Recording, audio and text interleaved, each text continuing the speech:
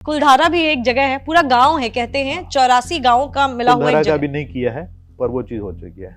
भानगढ़ का किला अब क्लीन है, क्लीन है। अभी घूम सकते हैं वहां पे। कुलधारा में हाँ, अभी चल रही हैं हाँ। चीजें, क्योंकि कुलधारा में भी मैं खुद भी गई हुई हूँ 2 बार, और मैंने देखा है अभी भी वहां पर लोग जो है, वहां के आसपास के लोगों से भी बात की थी, तो उनका यही कहना है कि रात के टाइम यहाँ पर डरावनी चीजें होती हैं।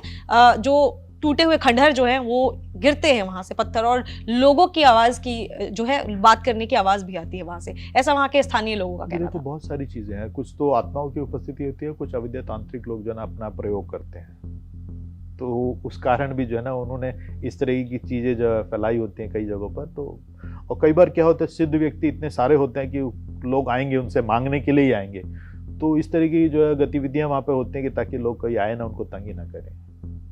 कई ऐसे प्लेसेस हैं। बहुत सारे हाँ। हॉन्टेड प्लेसेस हैं, इवन हमारे इंडिया में बहुत सारी जगहों पर ऐसे कितनी सारे लोगों की कोठियां हैं जो दिल्ली में ही हैं, और कहा जाता है उन कोठियों में भूत है। किसी किसी तो कोई बात नहीं, वो भूतों वाली कोठियां मुझे दे दो।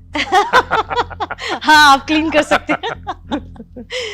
हमारे गुरुदेव बोले यदि कोई बोलता है कि भूतिया जगह है, जाओ जी तुम रह लो उसमें जाके। तो मैं एक चीज, जैसे आपने जगह की बात बोली कि रह लो, तो भूतिया जगह पर जैसे आपने कहा कि उसके पास शक्ति नहीं होती आत्मा के पास।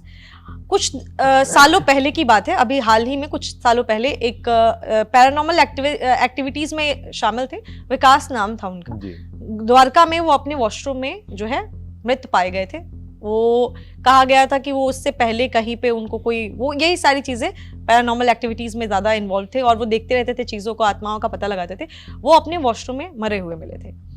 कुछ लोगों का ये भी कहना है कि सडन डेथ था, कोई भी उनको हेल्थ इश्यूज नहीं थे। बहुत सारे लोगों ने बहुत सारी बातें की। आप तो इन्हीं चीजों में हैं, आपके हिसाब से क्या वो उनकी डेथ जो थी, बहुत यंग थे, तो उनकी डेथ किसी आत्मा की वजह से हुई थी या क्या रीजन था? देखो आत्मा की वजह से हुई थी, बाकी तो लीगल में बहुत सारी चीजें जो न्यूज़पेपर में मैंने पढ़ी हैं, किसके पर क्या दोषारोपण किया गया है।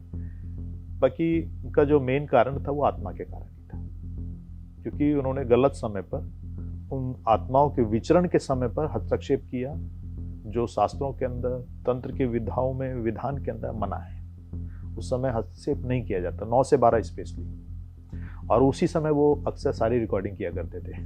सारी रिकॉर्डिंग आप उनके देखेंगे तो 9 से 12 की मिलेंगी ऑलमोस्ट। आत्माओं का 9 से 12 का क्या कनेक्शन? 9 से 12 वो अपने अविद्या तांत्रिकों का, और इस तरीके के जो आत्माएं हैं, जो विदेही आत्माएं हैं, जो विदेही हैं, उनका भ्रमण का समय होता है। विदेही क्या होता है? विदेही जिनके पास देह नहीं है। ये अच्छा। हमारे पास शरीर है ना। विदेही मतलब जिनके पास देह नहीं है। जिनके पास देह ओके, नहीं है। तो 9 से 12 ही घूमती है। हाँ, ये टाइम हाँ। कैसे, मतलब 9 से 12 ये ही हमारे क्यों? गुरुदेव का बताया हुआ है कि ये उस समय जो है विद्या तांत्रिक और विदेही जो भ्रमण करते हैं, तो उस समय उनको छेड़ना नहीं है। बहुत सारे लोग कहते हैं 3 बजे आत्माएं आती हैं।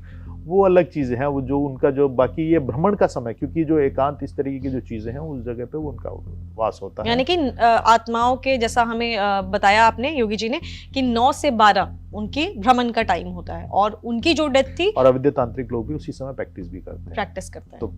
तो प्रैक्टिस के टाइम में कोई आगे तो प्रैक्टिकल उन्हीं पे होगा ना।